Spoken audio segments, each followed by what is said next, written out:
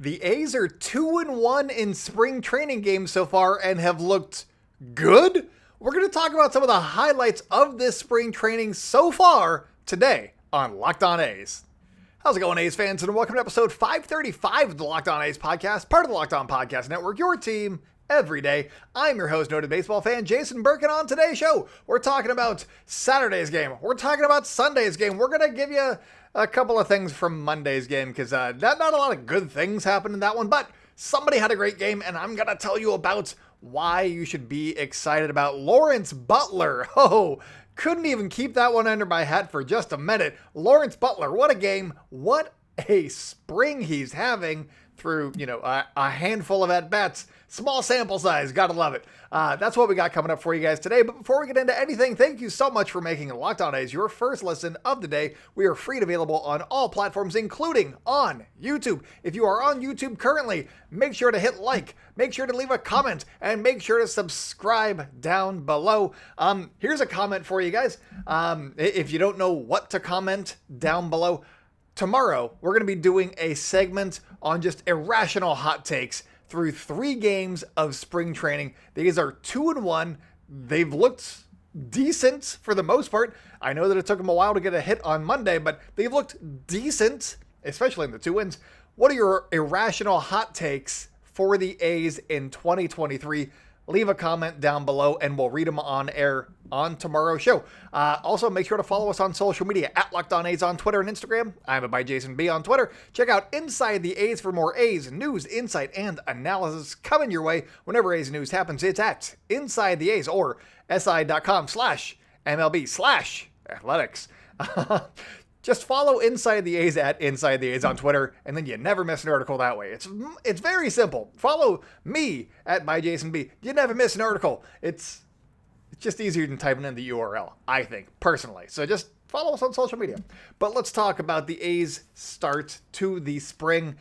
First off, Ramon Laureano, after reporting to spring training in October, like just days after the season ended, he reported to camp and started working on his conditioning and his strength training and all that stuff. And he got a hit in his first at-bat. That had to feel real good after putting in, 4 months of training to get ready for this time period of this year. And he got a hit in his first at-bat.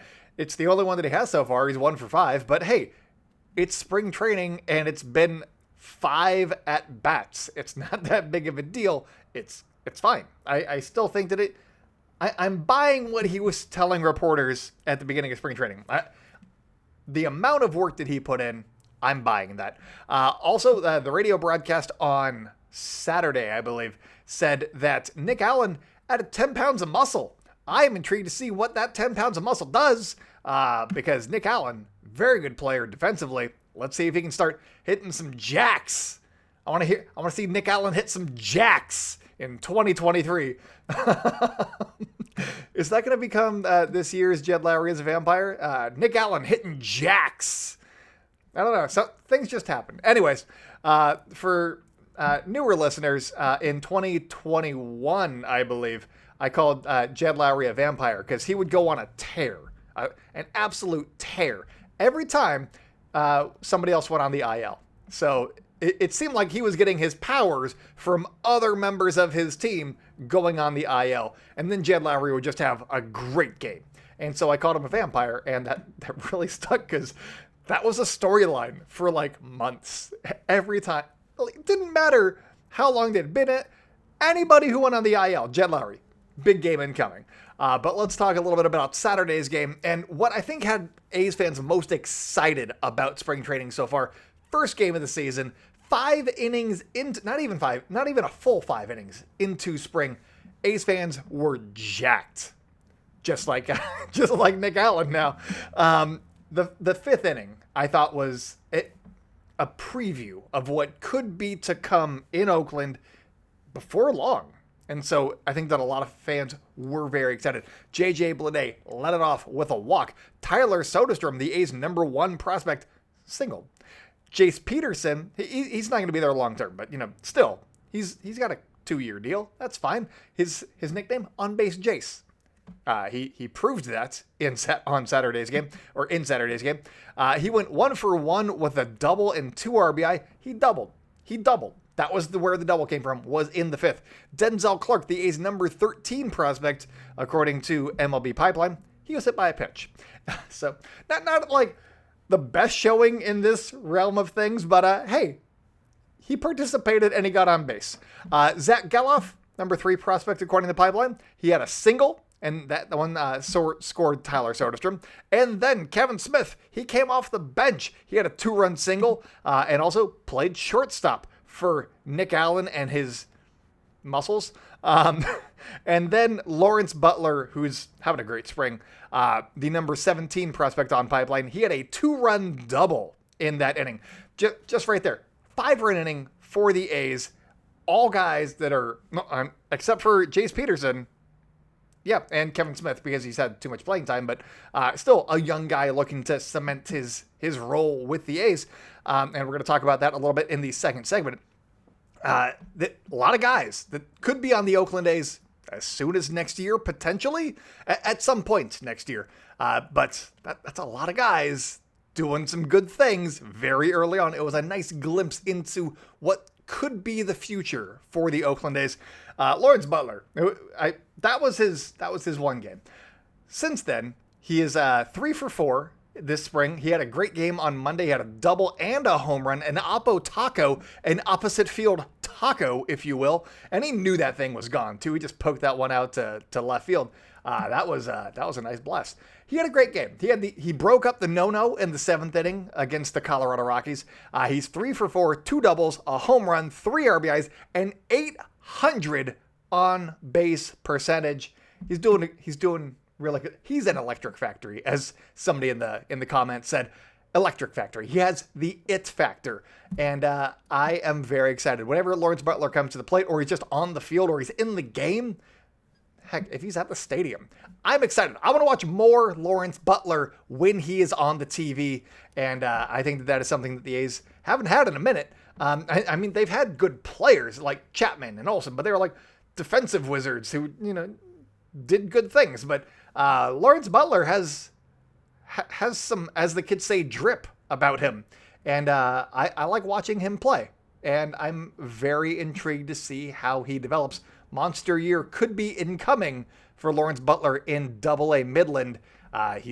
We're going to talk about him a little bit on tomorrow's episode. I think we're going to do a little bit more research into the Lawrence Butler experience and see what we got here, because so far, 3 games, really enjoying watching Lawrence Butler. But let's talk a little bit about some other guys that are going to be on the A's team this year. Ryan Noda, he doubled off the wall on Saturday.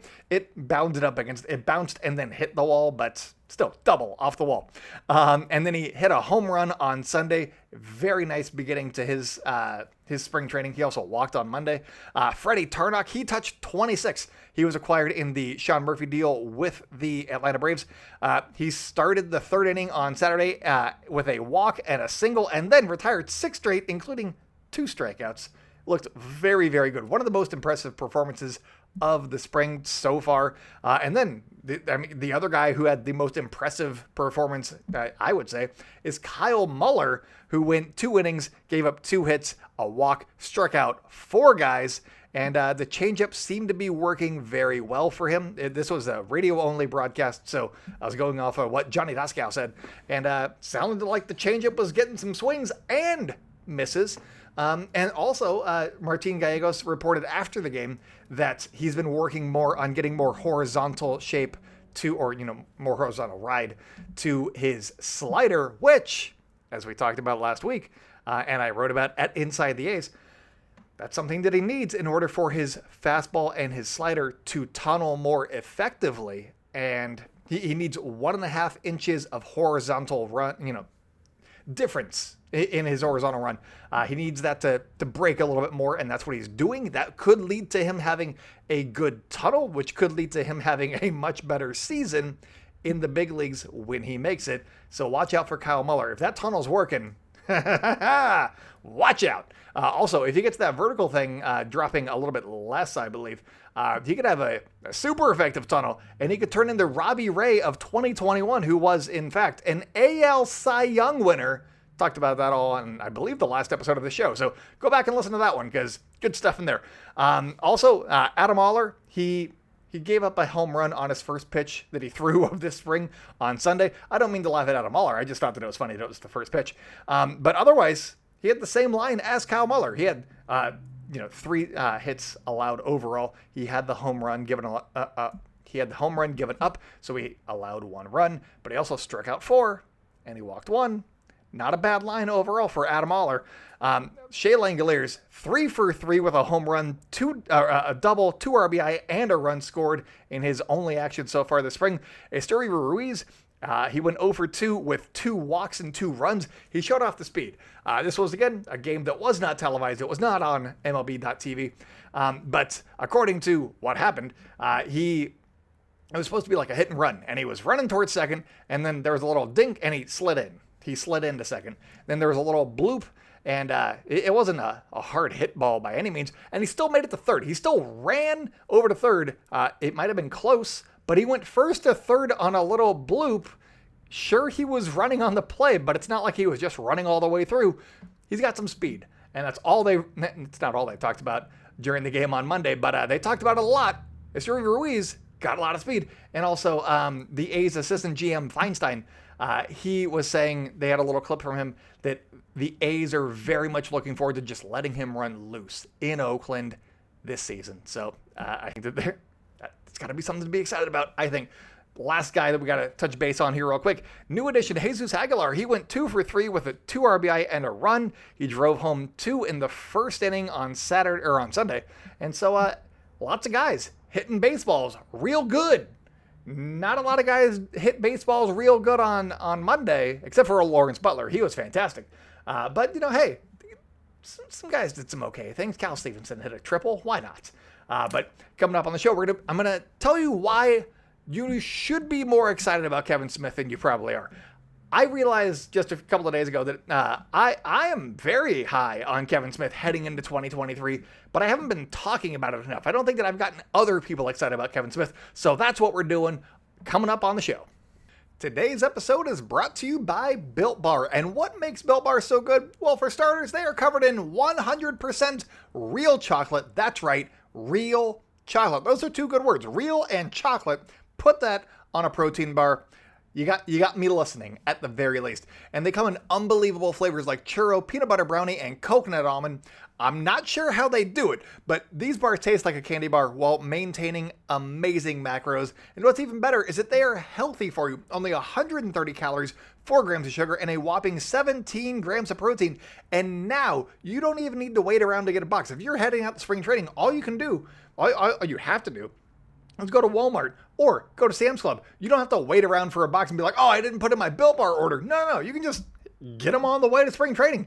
That's fine. You can head to your nearest Walmart today, walk to the pharmacy section, and grab yourself a box of Built Bars. You can pick up a 4-bar box of cookies and cream, double chocolate, or coconut puffs. Or if you're closer to a Sam's Club, you can run in and grab a 13-bar box with their hit flavors brownie batter and churro. You can thank me later. Welcome back to the Locked On A's podcast. If you guys are enjoying the show, make sure to subscribe wherever you like to hear podcasts. Follow us on social media at Locked On A's on Twitter and Instagram. I am by Jason B on Twitter. Check out Inside the A's for more A's news, insight, and analysis coming your way whenever A's news happens. It's at Inside the A's. And also just follow Inside the A's at Inside the A's on Twitter. I believe we're one shy of 400 followers on Twitter. So the next one's 400. Go do that. Also, we are trying to get to 1,000 subs on YouTube. So if you're already subbed, thank you so much. If you have not already, please, if you've made it this far, may as well just subscribe to the podcast now, because you're gonna love it. And also, if you've already subscribed, leave a comment down below. Give us your A's hot takes for the 2023 season based off of the way that they've started spring training. Are they gonna go 162-0? Who's gonna be the team MVP? What do you got in store? Who's gonna break out based off of the first 3 games of A's spring training? And let us know down in the comments below. But let's talk about one guy that I'm very excited about that I have not been talking about enough by my own estimation. That's my bad. But Kevin Smith, we need to talk about him because I think that he could be good. I was high on him heading into last season. He didn't do very great. He wasn't great, but he did play excellent defense, and I think that I think he's good. I want to give him a shot. We're going to see what happens here. But he started the season last year 0 for 16, and every day I was like, he's going to get that hit. He's going to get that hit, and then he's going to turn it around. And he kind of sort of did. Not like in a big way, but he kind of sort of did. He was a little bit better once he got that hit. But you could see that it felt like he was pressing a little bit to get that hit, to make that a big impression with his new team. Because remember, there was a lockout, and then he reported to camp with the A's and was playing in a game with his new team 2 days later. And I know that that's not like abnormal for baseball players to do that all the time, but that's a big upheaval. He went from going to Florida to going to Arizona, having to find a place to live, having to change all of those things. 2 days. He had 2 days. That's a big life change. And now he's been able to settle in a little bit more. Granted, he didn't fully stay in the majors all last season. He also wasn't great for a couple of months in Las Vegas, but he finished on fire. He finished absolutely on fire. But in 47 games with the A's, he hit 180 with a 216 on base. His defense was very, very solid, as I alluded to. In 1/3 of a season, 47 games, a little bit less than a third of a season, he produced 3 outs above average on Baseball Savant over a full season. If you just triple that number, that's 9 outs above average. That is the equivalent of Manny Machado, who just signed a monster deal with the San Diego Padres. I know that he does some things with the bat too, but that's a monster deal. Manny Machado, according to outs above average, number 3 third baseman in all of baseball.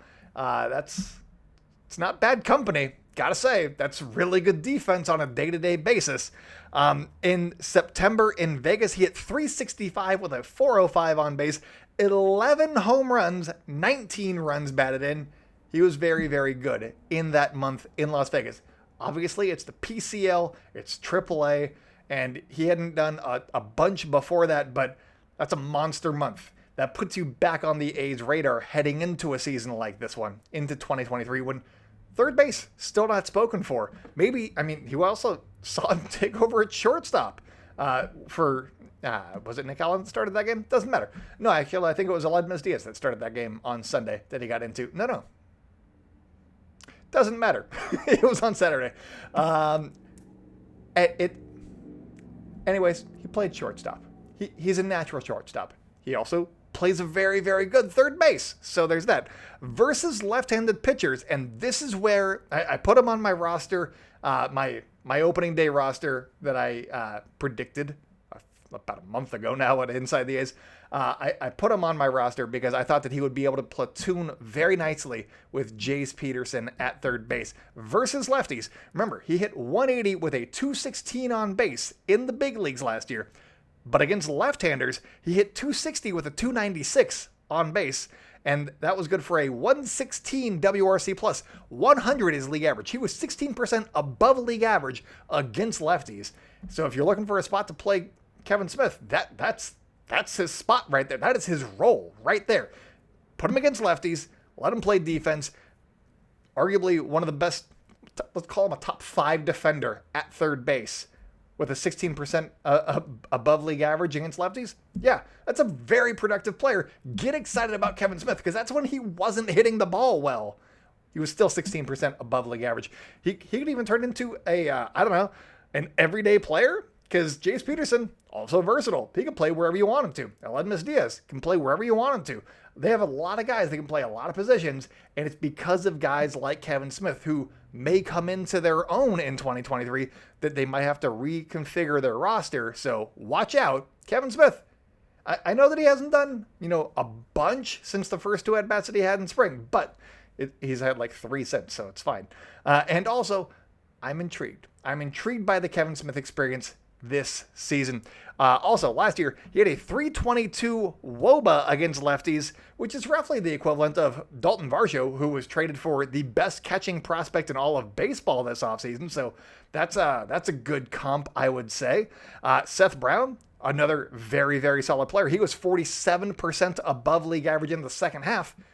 It's a good player. Also, Luis Robert. Would you like to have Luis Robert on your team? Well, that's Kevin Smith against lefties, so watch out for him.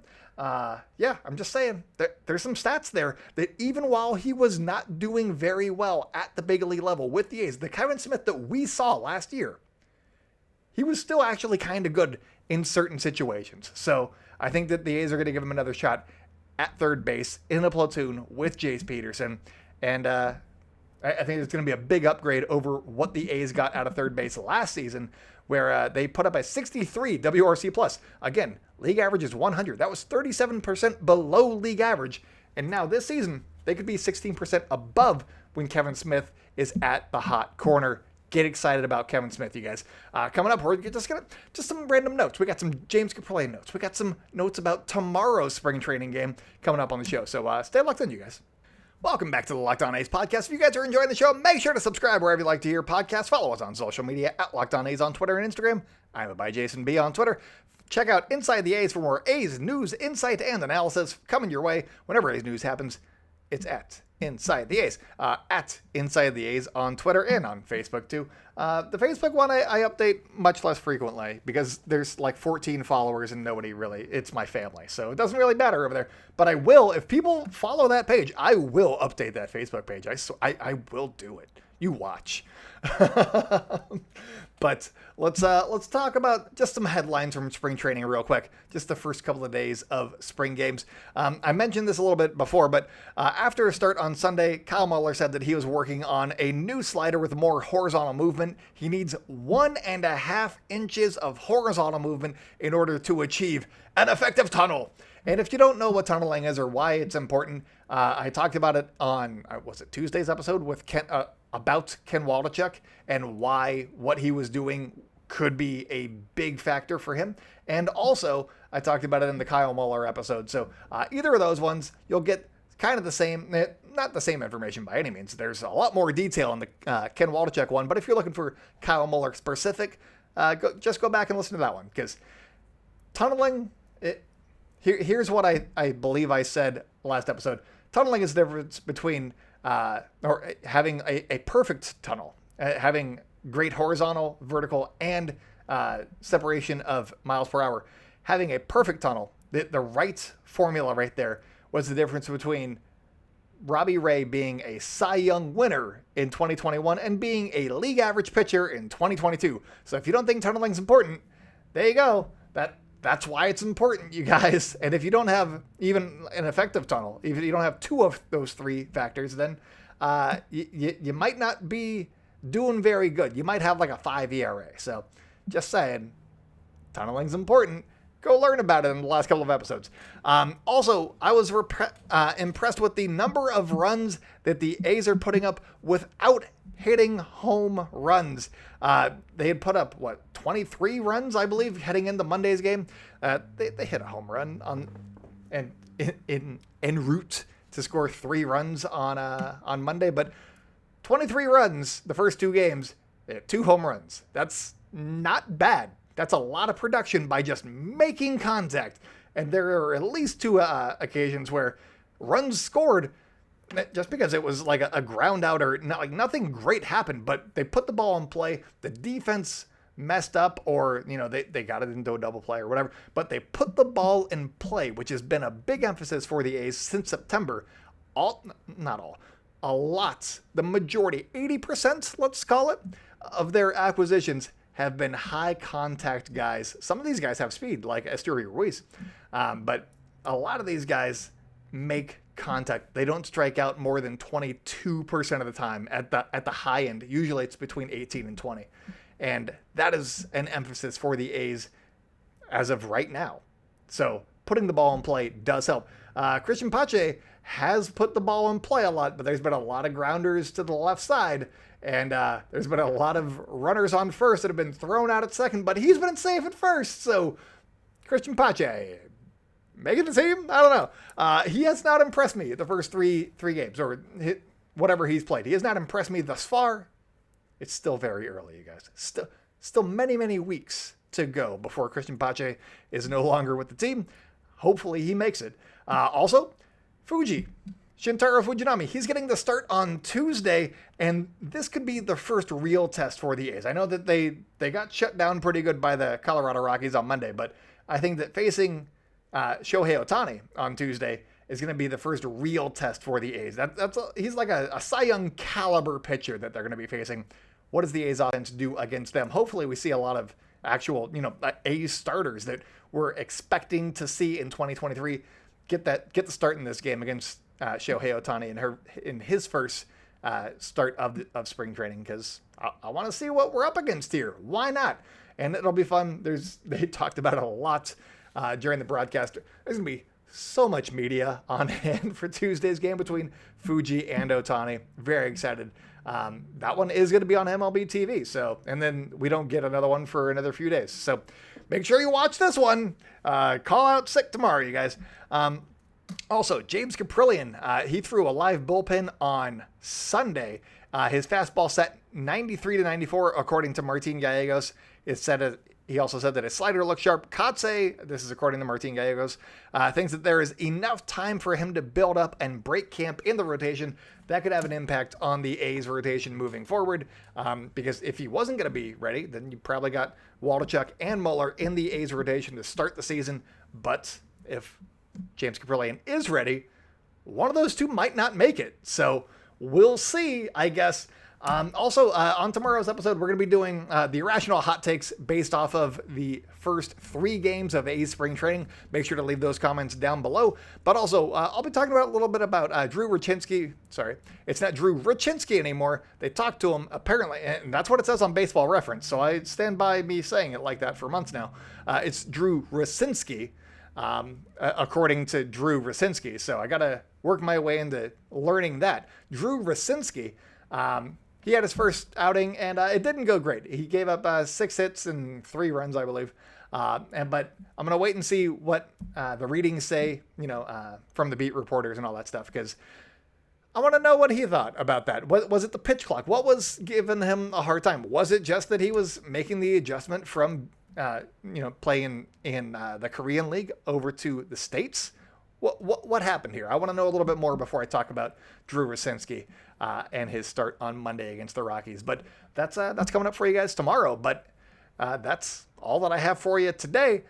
Thank you so much for making Locked On A's your first listen. Now for your second listen, check out Locked On Fantasy Baseball. Win your league by listening to Matt and Dom every day as they bring you the best fantasy draft strategies. Find Locked On Fantasy Baseball wherever you get your podcasts and on YouTube, part of the Locked On Podcast Network, your team every day. But that's all that I got for you guys today. So until next time, go out and celebrate good times, A's fans, and I will talk to you tomorrow.